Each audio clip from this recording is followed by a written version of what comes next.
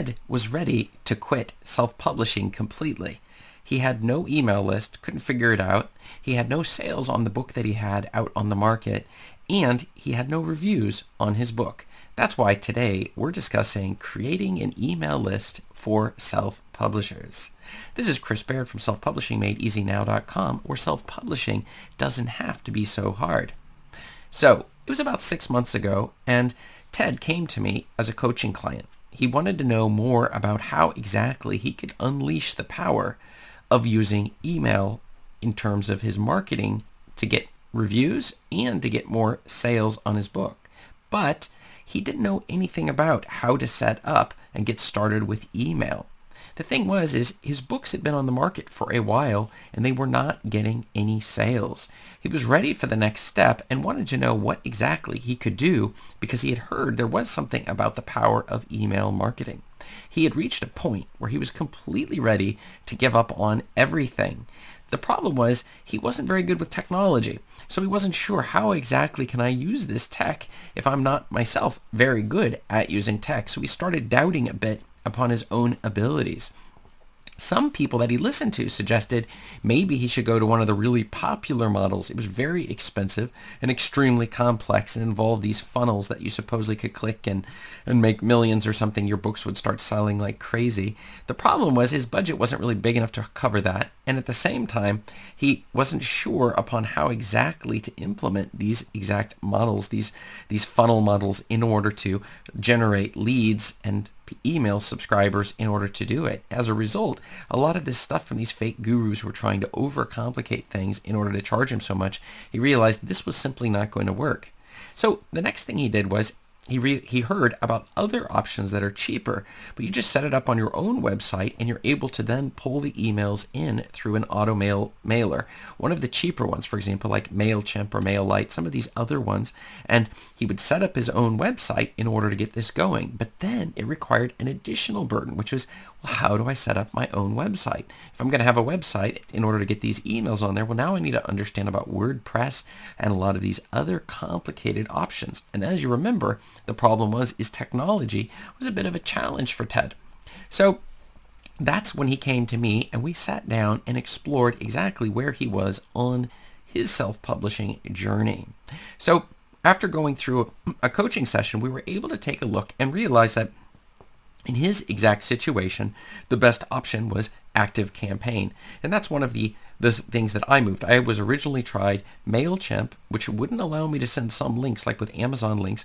So I moved over to Aweber, which was a bit pricier model and not as easy to quickly get started with. So I finally moved to Activecampaign because I found it does have all of the powerful features, but it didn't quite have, but it wasn't so complicated that you couldn't get started right away. Another thing was that you didn't need an additional website in order to do this. In other words, you could just use their built-in template and you could send the traffic right to their model in order to generate these emails. We discussed a bit upon what he could offer for free in order to get people on his email list. And we just came to the conclusion that some of the character backgrounds in his fiction book would be a perfect way to do it, like these character bios. So in other words, we would be able to pull readers in who would be interested in reading a little bit more details upon his books, about his books, in order to pull them and hook them into giving their email address over to him. So when somebody purchased his book, which he was getting a few sales here and there, but nothing particularly spectacular, his sales had gone to almost nothing.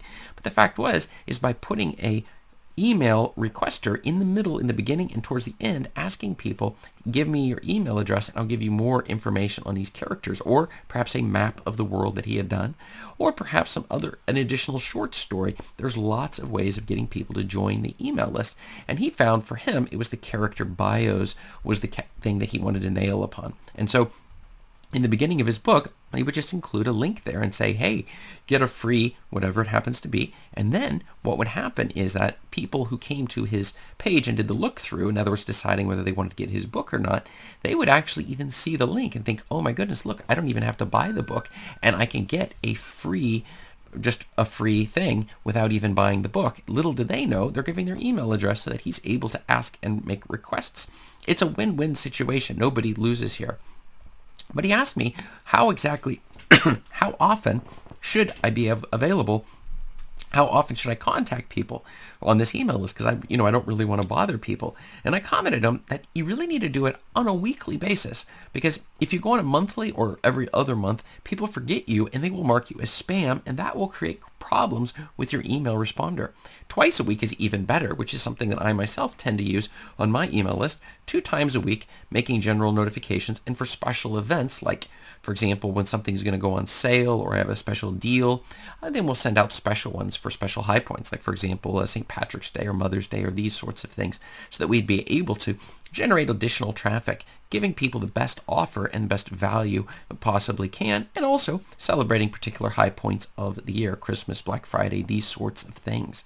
So he finally did get through the steps. He was able to set up his Activecampaign account. He was able to put the links into his book so that when the readers were coming through, he started seeing people join the email list. But then he said, how can I use this to get emails, get reviews for his books?